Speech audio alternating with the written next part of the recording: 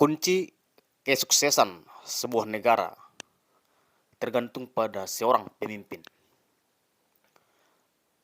Sebuah bangsa bisa berkembang dengan baik ketika memiliki seorang pemimpin yang mempunyai kapabilitas, yang mempunyai kemampuan di atas rata-rata. Sebuah negara bisa berkembang tergantung seorang pemimpin tertingginya, tergantung seorang presiden.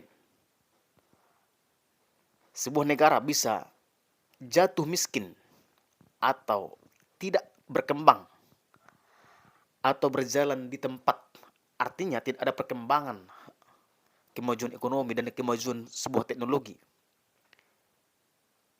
Itu tergantung seorang pemimpin.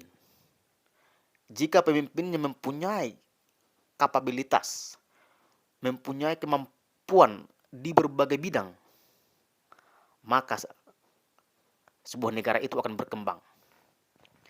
Dan ditambah dengan selain daripada kemampuan seorang presiden yang jujur, seorang pemimpin yang jujur, yang berani, yang tegas, dan tentunya seorang pemimpin yang anti korupsi,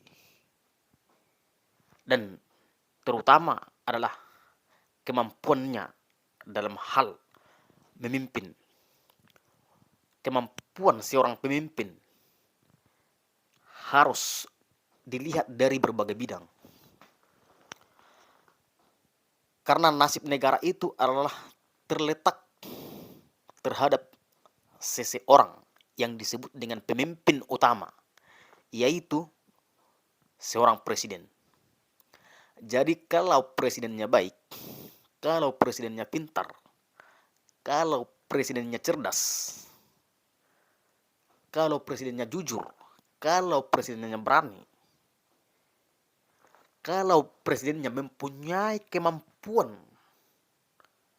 di berbagai bidang, minimal di berbagai kementerian, seorang presiden itu harus mengerti garis besar sebuah tugas, sebuah tanggung jawab, sebuah sistem di berbagai kementerian. Maka seorang presiden itu akan gampang mengontrol bawahannya. Maka seorang presiden itu akan gampang memimpin bawahannya. Misalnya menterinya dan lain-lain. Karena kenapa? Karena kemampuan itulah yang paling utama pada seorang pemimpin. Namanya juga pemimpin. Pemimpin nomor satu. Pemimpin nomor satu di sebuah negara. Jadi sesungguhnya tidak boleh seorang pemimpin itu pemimpin yang asal-asalan, yang asal jadi, yang mempunyai pendukung yang besar. Tetapi terletak daripada itu semua, yang paling utama yang harus dimiliki oleh seorang presiden adalah kemampuan. Kemampuan dalam hal manajemen, kemampuan dalam hal teknologi, kemampuan dalam hal hukum. Walaupun secara spesifik tidak harus diketahui oleh seorang presiden karena mempunyai bawahan, tetapi dia harus mengerti, dia harus paham apa yang harus dikerjakan, apa yang harus dikerjakan bawahannya, apa yang harus dikerjakan oleh menteri-menterinya. Jika seorang bawahan tidak produktif, jika seorang menteri bawahan seorang presiden tidak produktif dalam hal mengemban tugas, maka seorang presiden yang mempunyai hak prerogatif bisa mengkoreksi, bisa mengevaluasi, bisa melakukan reshuffle. Karena hak itu telah diatur di undang-undang. Karena hak itu telah dimiliki oleh seorang pemimpin nomor satu di sebuah negara. Jadi sebenarnya seorang pemimpin itu, seorang presiden itu haruslah yang terbaik. Bukan karena hanya didukung oleh sebagian rakyat, kebanyakan rakyat, sehingga dia terpilih. Tidak, tidak sebatas itu. Bayangkan, pemimpin nomor satu, misalnya dalam hal ini di Indonesia, RI1, itu adalah kunci, kunci titik kontrol sebuah bangsa. Jadi bagaimana jika seorang presiden tidak mempunyai kapabilitas, tidak mempunyai kemampuan yang luar biasa? Bagaimana sebuah negara itu akan berkembang? Nah, kita akan bahas jauh lebih dalam lagi. Mohon untuk teman-teman yang menyaksikan video ini untuk bantu subscribe channel ini agar saya semakin bersemangat untuk memberikan sebuah masukan atau sebuah kritik yang membangun untuk bangsa kita. Saya tadi telah mengatakan bahwa bahwa kunci atau tonggak utama sebuah negara itu adalah presiden. Untuk itu kita harapkan, kita berdoa bersama-sama agar kita diberikan oleh Tuhan yang Maha Kuasa, agar bangsa Indonesia ini diberikan oleh Tuhan yang Maha Kuasa calon presiden, capres, cawapres yang terbaik, yang mempunyai otak yang jenius, yang mempunyai otak yang jujur, yang mempunyai kepribadian yang berani, yang mempunyai kepribadian yang nasionalis, tentunya mempunyai kemampuan yang luar biasa di atas rata-rata. Karena ini adalah nomor satu.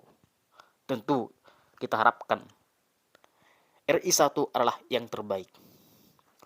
Untuk itu, kepada seluruh rakyat Indonesia, saya berharap kita berdoa bersama agar bangsa kita ini memiliki capres, memiliki calon presiden dan calon wakil presiden yang mumpuni, yang mempunyai kemampuan yang luar biasa, mempunyai kejujuran, dan tentunya anti terhadap korupsi. Karena kesuksesan sebuah negara itu terletak pada pemimpinnya. Karena kesuksesan sebuah negara itu terletak pada seorang presiden. Karena hak melekat, hak penuh, titik kontrol sebuah negara itu terletak pada pemimpin tertinggi, terletak pada seorang presiden.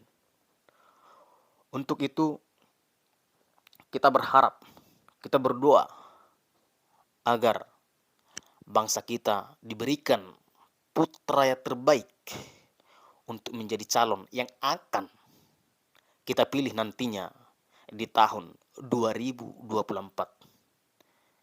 Masalah seorang presiden, terkait dengan seorang presiden, tidak boleh kita asal dalam hal memilih. Tentunya, seperti yang saya katakan tadi, jika siapa yang sudah mencalonkan nanti, maka harapan kita hanya tertuang, hanya melekat pada calon tersebut. Untuk itu, karena sampai saat ini belum ada calon presiden yang secara sah diumumkan oleh KPU karena memang belum waktunya.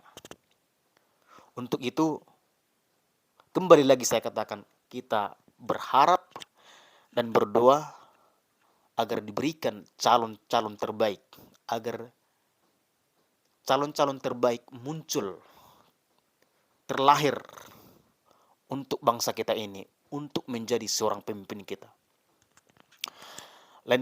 Lain waktu akan kita bahas jauh lebih dalam lagi. Untuk itu, mohon kepada seluruh rakyat yang telah melihat video ini untuk bantu subscribe dan bantu share video ini sebanyak-banyaknya agar banyak orang yang mengetahui tentang hal tersebut dan kita bisa berdoa bersama-sama untuk calon presiden kita agar terlahir calon yang tulus, calon yang berani, dan calon presiden yang kita dambakan untuk memajukan bangsa dan negara kita ini. Terima kasih, salam sehat, salam NKRI, dan salam Jurdil, jujur dan adil. Terima kasih.